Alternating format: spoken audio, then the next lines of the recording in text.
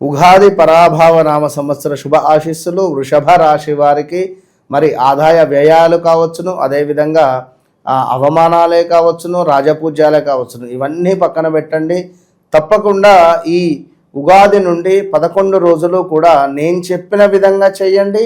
మీ జీవితం మారకుంటూ నన్ను అడగండి. Open challenge.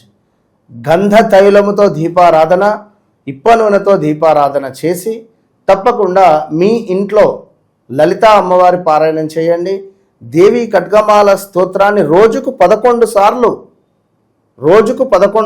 11 రోజులు పారాయణం చేస్తూ అమ్మవారికి తేనెను అదేవిధంగా పటిక బెల్లాన్ని నివేదన చేయండి. అటు పిమ్మట దానిని ప్రసాదం కానీ ఏదైనా చేయండి. అద్భుతమైన ఫలితాలు ఉంటాయి. ఆగస్టు సెప్టెంబర్ తర్వాత కొంత ఇబ్బంది కలిగించే సందర్భాలు ఉన్నాయి.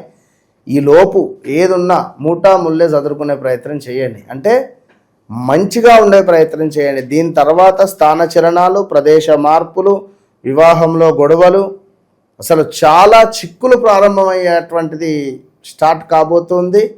జాగ్రత్త. వ్యక్తిగత జాతక రీత్యా నడిచే దశ అంతర్దశ నాతున్న ఒక్కసారి చెక్ చేసుకొని ముందుకు వెళ్ళండి. ఇంకా బాగుంటుంది. All the best.